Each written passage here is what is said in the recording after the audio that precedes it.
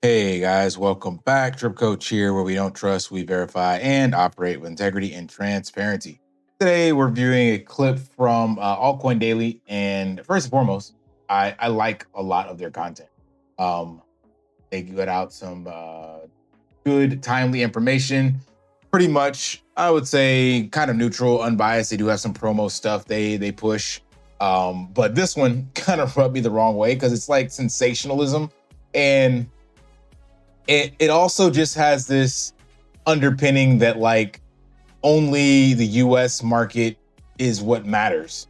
So I'm gonna just play the clip and they give my commentary on it. My TLDR is that this is just clickbait bullshit. This is not the reason Bitcoin is shitting the bed. I'm sure there are some people that subscribe to this narrative and they did decide to sell because of this news, but it is such a minute portion of like what Bitcoin is and Bitcoin holders at this stage. But anyway, let's take a listen so you guys can decide. And by the time you hear it, it's going to be old news, but at least you'll be able to see why some people were saying this was the reason for this recent dip. We're currently still at, it starts here, 93K. So maybe by the time you guys see this, we'll have rebounded, or as Gary Soloway said, start going lower. We'll see. Unbelievable news today. Perhaps we finally figured out why Bitcoin's price is crashing. Jeffrey Epstein has been linked to Bitcoin. Jeffrey Epstein was much more involved in Bitcoin than most people think. Send this video to somebody who needs to hear it. We need to get this information out there. A death cross is happening soon. But is it bullish? Because newsflash, bull markets don't end like this. And the chart looks bad, yes, but the month isn't over. There is a huge opportunity to buy fear right now. Extreme fear. Yet it is still unbelievable what we've just uncovered. Smash the like button if you appreciate us keeping you informed on crypto every day of the week. Let's talk about exactly how Jeffrey Epstein is linked to Bitcoin. So first of all, how did we get this information? Why is everybody reporting on this information, and is it credible? Well, it was the House Committee on Oversight and Government Reform, often called the House Oversight Committee. They released 23,000 pages of documents from Epstein's estate. These emails, messages, and documents have never been released to the public before, and it's insane what some people are reporting is in them. So let's start here. And first and foremost, right there, that should be your clue. That remember, this was supposed to be released a while ago, and all of a sudden it's being released now, right? So that's your first clue of like, this is literally just meant for you to be distracted, take your eye off the ball, because if they just released this now when the markets, this was November 13th or 14th. So that would have been here, right? So we would have been here on the 13th at 99. Then we had this massive sell-off on a Friday. And this does seem notorious, at least in this cycle and this administration, to release market-shattering news on the weekend. So I don't doubt that, yes, there was something to do with this based off of the timing of it, but it's not like the reason, so to speak. You know, Bitcoin is much bigger than just one news headline, as we've seen with the tariffs and trade wars and miners shut down, and every cycle there's some kind of narrative that will cause it to take a dip. And then of course the big reason we get these long candles is because people are just over leveraged. And I guess you could say that that's the purpose for the news, is to shake out and break up these leveraging events. But the way this is being spun, it's like, this is it, this is the reason. It's like, is it really though? So first of all, in brief, TLDR, emails show that Jeffrey Epstein sought Steve Bannon's help navigating and shaping US crypto tax and regulatory policy in 2018. So he was actually pushing for regulation. Epstein framed crypto as both a domestic tax issue and a global concern, urging Treasury to take action. Very interesting, he was trying to shape policy, probably because it seems like he owned some Bitcoin quite a bit, considering he was so early. Newly released documents portray him as actively engaged in early crypto policy debates, ranging from tax policy to Facebook or Meta's failed stablecoin project Libra. Yep, these are issues that people were talking about at that time for sure. What people weren't talking about, something which is news to me, is if this is true, and it seems like it is factually based, Epstein was around in very, very early days for Bitcoin. New. Epstein emails reveal that cryptocurrency entrepreneur Brock Pierce, co-founder of stablecoin issuer Tether, discussed Bitcoin with former U.S. Treasury Secretary Larry Summers, he was under Bill Clinton, I believe, at Jeffrey Epstein's Manhattan house. According to the emails, Pierce described himself as the most active investor in Bitcoin, while Summers expressed cautious interest, noting reputational risk from the market's volatility. So one, Epstein was hanging around, he was rubbing elbows with some of Bitcoin's earliest and most active investors. And also it's been revealed that he was actively funding Bitcoin core development. And look what happened to price. There were warning signs throughout. And that again, to me, is just like, what do you call that? Correlation, but not causation. So it's like people try to spin these narratives and put this stuff together. I am not rubbing elbows with the rich and wealthy, but we do know they all run in circles. So by no means do I condone what Epstein is supposedly tied towards. I guess they're still trying to, uncover all that stuff, child trafficking, pedophile, all this kind of stuff like that. But that doesn't mean that every single person that crossed paths with him ran in the same circles, so to speak. I forgot what that was way back in the 90s, early 2000s. It was like 7 degrees to Kevin Bacon, and it basically said that you could go out 7 degrees, 7 steps, and find, like, you take any 2 actors, and within 7 different movies, you could basically put that actor in the same movie as Kevin Bacon, or they were tied together somehow. But what I'm getting at with this, I might be rephrasing that wrong, and some of you probably have no idea what that is.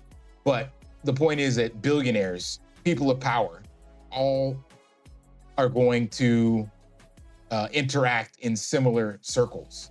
But that doesn't mean every single one of them are, notorious, heinous criminals, pedophiles, or whatever the case may be. The same thing we recently saw earlier this year with the whole Diddy stuff. It's like, he threw lavish parties, but that does not mean every single person there was engaged in these, sexually deviant activities. You could have literally just been a millionaire, billionaire going to this party and not known or knowing about the other stuff going on. Like, it's not unusual for there to be other things going on at locations that not everybody's privy to. And literally, when you think about this from a logical standpoint, you can see this in movies. We have these big events to cover up something that they do want to do nefariously, and only a few people actually know about it. So it's like, on the surface, you have this big event to give away money, donate for a righteous cause or whatever the case may be, and behind the scenes, you got a small handful of people doing illicit activities. Like, it makes perfect sense. It's the perfect cover. So I don't personally buy into this narrative that, Epstein was involved with Bitcoin, so therefore, Bitcoin is corrupt and going to zero. That's where this clip comes in with Dan Pena. He's been completely transparent, vocal about, he says he knows 100% about who Bitcoin was created, or who created Bitcoin, sorry, and that it would, quote unquote, go to fucking zero if and when people find out about it. The past years, and nobody listened. When everything is revealed, grown men will cry like babies. I believe this guy's name is Dan Pena. If you knew who was really behind Bitcoin, you would run as fast as you fucking could to sell it. I know. 100%. If you knew who owned Bitcoin or who started Bitcoin, you had Bitcoin, you couldn't sleep at night. I know. 100%. And when the real founder of Bitcoin comes out, it is my humble opinion, and there's nothing humble about me, Bitcoin will go to fucking zero. Then I've also seen reports. Like, what? Think about that. I think actually I made a statement about this when I was drinking the drip Kool-Aid. But it's like, people, no doubt, will attach some kind of psychological, emotional bias to things.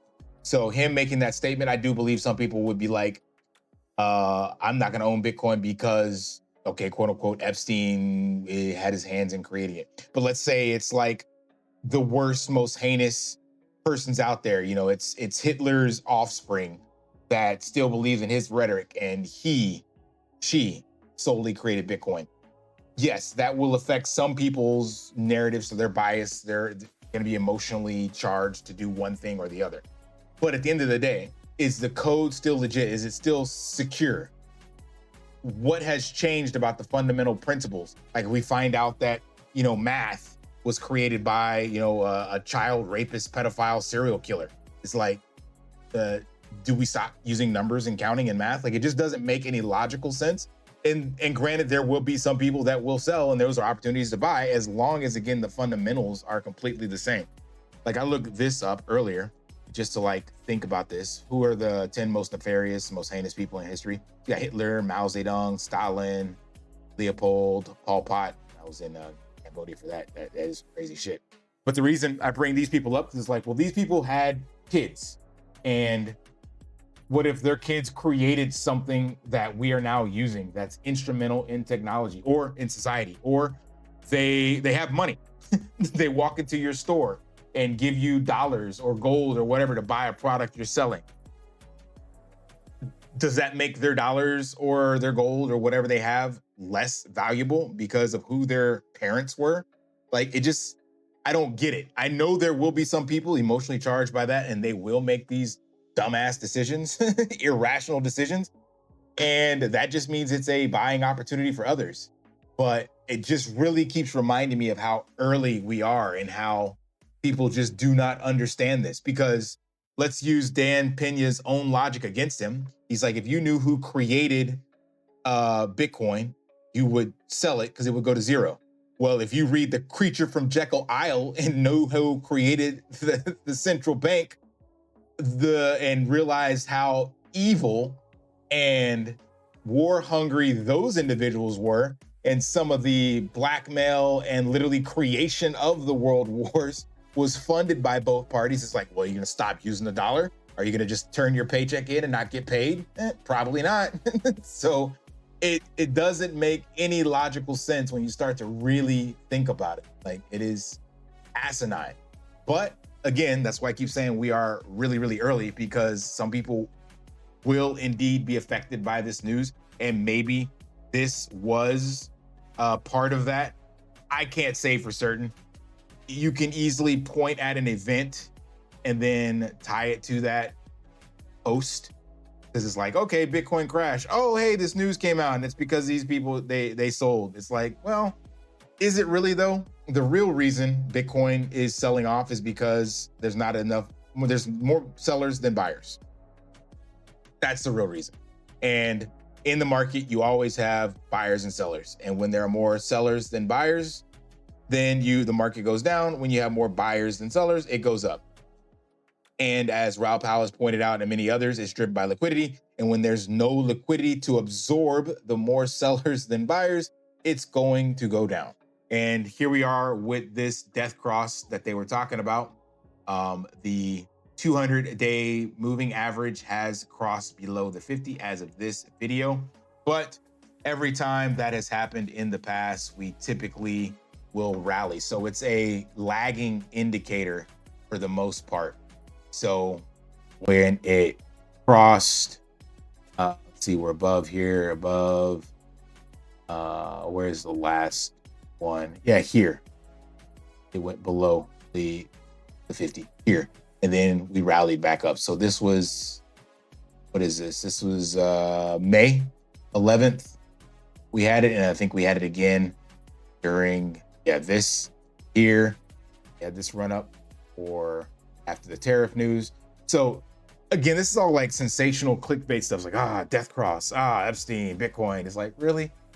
At the end of the day, as Jeff Booth says, as long as Bitcoin stays and remains to be an open, decentralized, secure protocol bounded by energy, you have absolutely nothing to worry about. Everything else is just noise. Bounded by energy, and that energy being proof of work and electricity, or currently electricity, but any sort of energy that they can capture, and then tied to liquidity and the fact that fiat liquidity will continue to get injected and debase your economic energy, then you can pretty much safely say that it's going to continue to go up and to the right, and everything else is just noise. So as much as I love Altcoin Daily, this was just noise, sensationalized titles, clickbait, BS. it does not matter in the grand scheme of things. And I'd like to know you guys' thought. Like, if you actually take this down to the least common denominator and first principles, like, does it really matter who created what and what their emotional state was, or what their mark on society was at the end of the day? Like, does it matter? I personally don't think so, but I know for some it will. It does indeed matter. But to me, with a monetary policy, a protocol like Bitcoin, those people will be for long forgotten and Bitcoin will still be here. So let me know what you guys think. Smash that HBO special, help brother out, like, subscribe, comment down below. And until next time, lift daily and achieve your impossible.